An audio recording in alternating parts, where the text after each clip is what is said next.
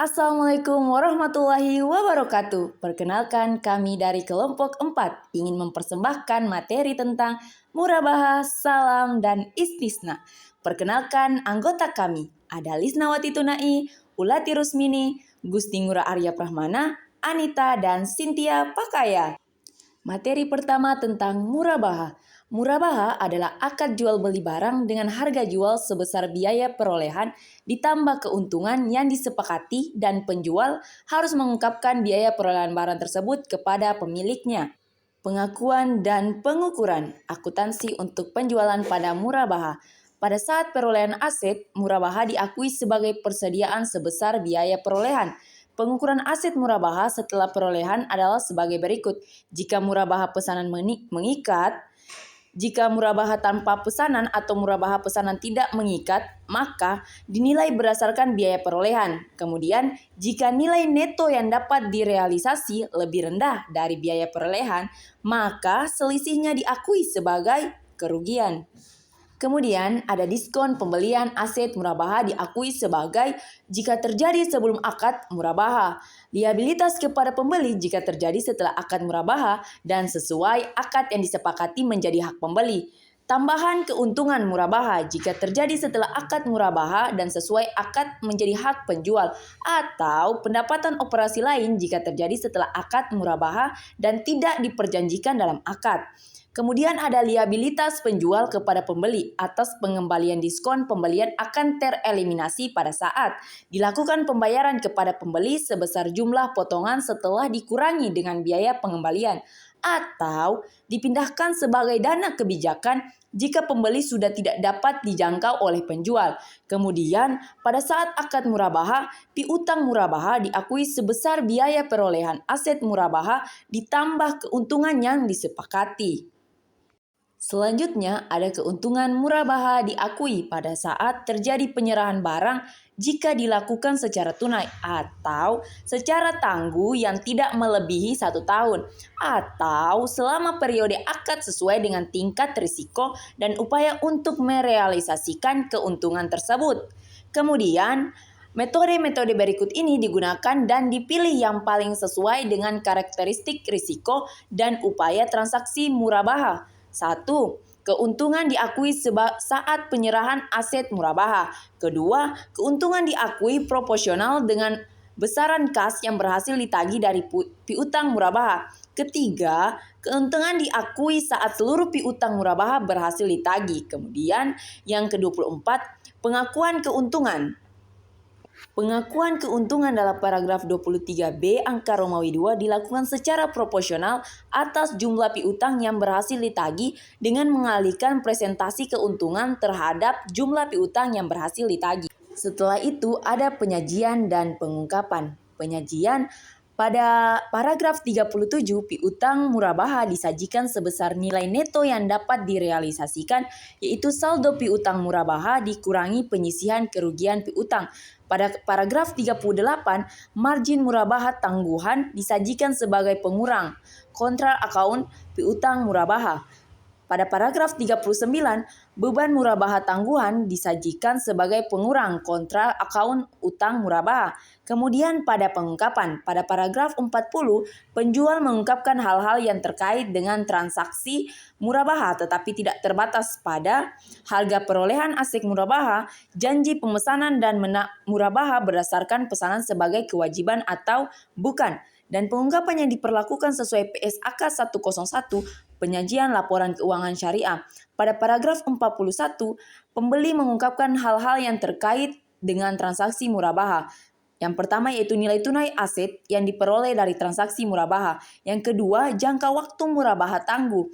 Yang terakhir, pengungkapan yang diperlakukan sesuai PSAK 101, penyajian laporan keuangan syariah. Kemudian materi selanjutnya salam. Definisi salam pada paragraf 4. Berikut ini adalah pengertian istilah yang digunakan dalam pernyataan ini. Nilai tercatat adalah nilai yang diakui dalam neraca laporan posisi keuangan. Nilai wajar adalah harga yang akan diterima untuk menjual suatu aset dalam transaksi teratur antara pelaku pasar pada tanggal pengukuran. Salam adalah akad jual beli barang pesanan muslam fee dengan pengiriman di kemudian hari oleh penjual muslam ilahi dan pelunasannya dilakukan oleh pembeli pada saat akad disepakati sesuai dengan syarat-syarat tertentu. Selanjutnya yaitu ada pengakuan dan pengukuran. Pada paragraf 11, piutang salam diakui pada saat modal usaha salam dibayarkan atau dialihkan kepada penjual. Pada paragraf 12, modal usaha salam dapat berupa kas dan aset non-kas. Pada paragraf 13, penerimaan barang pesanan diakui dan diukur sebagai berikut. Pada poin A, jika barang pesanan sesuai dengan akad, maka dinilai sesuai nilai yang disepakati. B, jika barang pesanan berbeda kualitasnya, maka barang pesanan yang diterima diukur sesuai dengan nilai akad. Dan yang kedua, barang pesanan yang diterima diukur sesuai nilai wajar pada saat diterima dan selisihnya diakui sebagai kerugian. Yang poin C, jika pembeli tidak menerima sebagian atau seluruh barang pesanan pada tanggal jatuh tempo pengiriman, maka 1. Jika tanggal pengiriman diperpanjang. 2. Jika akad salam dibatalkan sebagian atau seluruhnya. 3. Jika akad salam dibatalkan sebagian atau seluruhnya dan pembeli mempunyai jaminan atas barang pesanan serta hasil penjualan jaminan tercatat piutang salam dan hasil nilai piutang salam. Pada paragraf 14, denda yang diterima oleh pembeli diakui sebagai bagian dana kebajikan. Paragraf 15, pembeli dapat mengenakan denda kepada penjual. Paragraf 16, barang pesanan yang telah diterima diakui sebagai persediaan. Akuntansi untuk penjual. Pada paragraf 17, kewajiban salam diakui pada saat penjual menerima modal usaha salam sebesar modal usaha salam yang diterima. Paragraf 18, modal usaha salam yang diterima dapat berupa kas dan aset non-kas. Paragraf 19, kewajiban salam dihentikan pengakuannya pada saat penyerahan barang kepada pembeli. Kemudian selanjutnya adalah penyajian. Pada paragraf 20, pembeli menyajikan modal usaha salam yang diberikan sebagai piutang salam. Paragraf 21, piutang yang harus dilunasi oleh penjual karena tidak dapat memenuhi kewajibannya dalam transaksi salam disajikan secara terpisah dari piutang salam. Pada paragraf 22, penjual menyajikan modal usaha salam yang diterima sebagai kewajiban salam. Kemudian ada pengungkapan. Pada paragraf 23, pembeli dalam transaksi salam mengungkapkan besarnya modal usaha salam baik yang dibiayai sendiri maupun yang dibiayai secara bersama-sama dengan pihak lain, jenis dan kuantitas barang pesanan dan pengungkapan lain sesuai dengan PSAK 101. Kemudian pada paragraf 24, penjual dalam transaksi salam mengungkapkan piutang salam kepada produsen, jenis dan kuantitas barang pesanan, pengungkapan lain sesuai dengan PSAK 101. Kemudian selanjutnya ada materi istisna. Definisi dari istisna adalah akad jual beli dalam bentuk pemesanan pembuatan barang tertentu dengan kriteria dan persyaratan tertentu yang disepakati antara pemesan, pembeli atau mustahni dan penjual, pembuat atau sahni. Istisna paralel adalah suatu bentuk akad istisna antara pemesan, pembeli dan mustahni dengan penjual pembuat sahni. Kemudian untuk memenuhi kewajibannya kepada mustahni, penjual memerlukan pihak lain sebagai sahni. Materi selanjutnya ada pengakuan dan pengukuran akuntansi untuk penjual, pernyataan dan segmentasi akad bila suatu akad istisna mencakup sejumlah aset.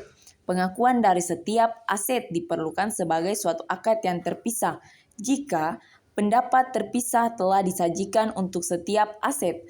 Yang kedua, aset telah negosiasikan secara terpisah. Yang terakhir yaitu biaya dan pendapatan masing-masing aset dapat diidentifikasi. Pada paragraf 15, suatu kelompok akad istisna dengan satu atau beberapa pembeli harus diperlukan sebagai satu akad istisna. Paragraf 16, jika ada pemesanan aset tambahan dengan akad istisna terpisah, maka tambahan aset tersebut diperlukan sebagai akad yang terpisah. Kemudian, pendapatan istisna dan istisna paralel. Pada paragraf 17, pendapatan istisna diakui dengan menggunakan metode persentase penyelesaian atau metode akad selesai. Pada paragraf 18, jika metode presentasi penyelesaian digunakan, maka bagian nilai akad yang sebanding dengan pekerjaan yang telah diselesaikan dalam periode tersebut diakui sebagai pendapatan istisna pada periode yang bersangkutan. Bagian margin keuntungan istisna yang diakui sebagai. Kemudian pada paragraf 19, jika estimasi presentasi penyelesaian akad dan biaya untuk penyelesaiannya tidak dapat ditentukan secara rasional pada akhir periode laporan keuntungan, maka digunakan metode akad selesai dengan ketentuan sebagai berikut. Tidak ada pendapatan istisna yang diakui sampai dengan pekerjaan tersebut selesai. Tidak ada harga pokok istisna yang diakui mampu sampai dengan pekerjaan tersebut selesai. Kemudian, tidak ada bagian keuntungan yang diakui dalam istisna dalam penyelesaian sampai dengan pekerjaan tersebut selesai, dan pengakuan pendapatan istisna, harga pokok istisna, dan keuntungan dilakukan hanya pada saat penyelesaian pekerjaan. Kemudian ada istisna dengan pembayaran tagihan. Pada paragraf 20, jika menggunakan metode presentasi penyelesaian dan proses pelunasan dilakukan dalam periode lebih dari 1 tahun setelah penyerahan barang pesanan.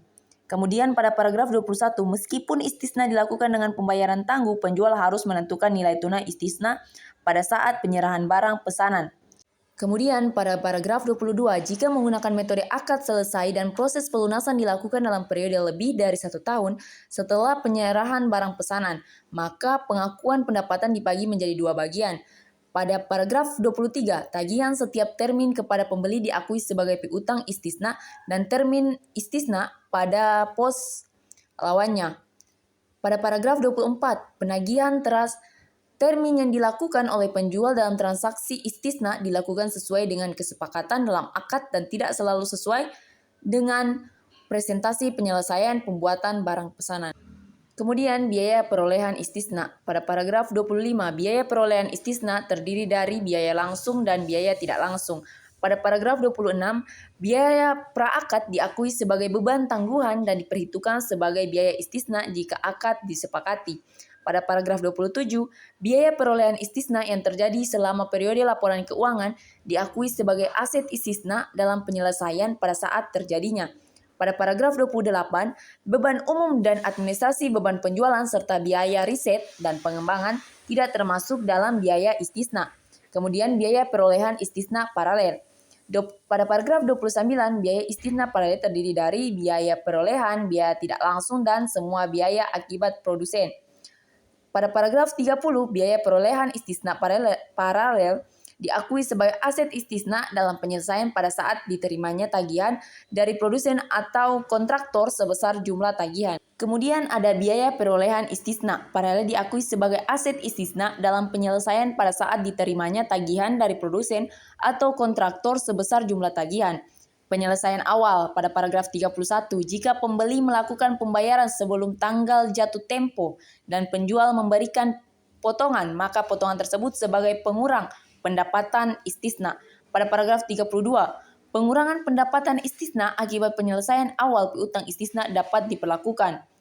Perubahan pesanan dan tagihan tambahan. Pada paragraf 33, pengaturan pengakuan dan pengukuran atas pendapatan dan biaya istisna akan perubahan pesanan dan tagihan tambahan adalah sebagai berikut. Yang pertama yaitu nilai dan biaya. Kemudian jika kondisi pengenaan setiap tagihan. Yang terakhir ada perlakuan akuntansi A dan B. Pada paragraf 34, jika besar kemungkinan terjadi bahwa total biaya perolehan istisna akan melebihi pendapatan istisna. Pada paragraf 35, jumlah kerugian semacam itu ditentukan tanpa memperhatikan apakah pekerjaan istisna telah dilakukan, tahap penyelesaian pembuatan, dan jumlah laba yang diharapkan dari akad lain yang tidak diperlakukan sebagai suatu akad tunggal sesuai paragraf yang dijelaskan. Kemudian ada akuntansi untuk pembeli. Pada paragraf 36, pembeli mengakui aset istisna dalam penyelesaian sebesar jumlah termin yang ditagih oleh penjual dan sekaligus mengakui utang istisna kepada penjual. Pada paragraf 37, aset istisna yang diperoleh melalui transaksi istisna dengan pembayaran tangguh lebih dari 1 tahun diakui sebesar biaya perolehan tunai. Pada paragraf 38, beban istisna tangguhan diamortisasi secara proporsional sesuai dengan porsi pelunasan utang istisna. Pada paragraf 39, jika barang pesanan terlambat diserahkan karena kelalaian atau kesalahan penjual dan mengakibatkan kerugian pembeli, maka kerugian itu dikurangkan dari garansi penyelesaian proyek yang telah diserahkan penjual. Pada paragraf 40, jika pembeli menolak menerima barang pesanan karena tidak sesuai dengan spesifikasi dan tidak memperoleh kembali seluruh jumlah barang yang telah dibayarkan kepada penjual, maka jumlah yang belum diperoleh ke pembeli diakui sebagai piutang jatuh tempo kepada penjual dan jika diperlakukan dibentuk penyisihan kerugian piutang. Pada materi terakhir ada penyajian dan pengungkapan. Pada paragraf 43, penjual menyajikan dalam laporan keuangan hal-hal sebagai berikut. Yang pertama yaitu piutang istisna yang berasal dari transaksi istisna sebesar jumlah yang belum dilunasi oleh pembeli akhir. Kemudian, termin istisna yang berasal dari transaksi istisna sebesar jumlah tagihan termin penjual kepada pembeli akhir. Pada paragraf 44, pembeli menyajikan dalam laporan keuangan hal-hal sebagai berikut. Utang istisna sebesar tagihan dari produsen atau kontraktor yang belum dilunasi. Yang kedua, aset istisna dalam penyelesaian sebesar angka Romawi 1, presentasi penyelesaian dari nilai kontrak penjual kepada pembeli akhir jika istisna paralel, atau angka Romawi 2, kapitalisasi biaya perolehan jika istisna. Kemudian pengungkapan. Pada paragraf 45, penjual mengungkap transaksi istisna dalam laporan keuangan tetapi tidak terbatas pada yang pertama, metode akuntansi yang digunakan dalam pengukuran pendapatan kontrak istisna. Yang kedua, metode yang digunakan dalam penerimaan presentasi penyelesaian kontrak yang sedang berjalan. Yang ketiga, rincian piutang istisna berdasarkan jumlah jangka waktu dan kualitas piutang. Yang terakhir, pengungkapan yang diperlukan sesuai PSAK 101 penyajian laporan keuangan syariah. Sampai sudah kami pada penghujung slide. Kepada teman-teman, terima kasih telah mendengarkan presentasi dari kelompok 4. Lebih dan kurangnya kami mohon maaf apabila ada kekeliruan atau kesalahan dalam penyajian slide, kami mohon maaf. Saya, Ulati Rusmini, sebagai moderator dari kelompok 4, pamit undur diri. Wassalamualaikum warahmatullahi wabarakatuh. Sampai jumpa kawan-kawan. Bye-bye.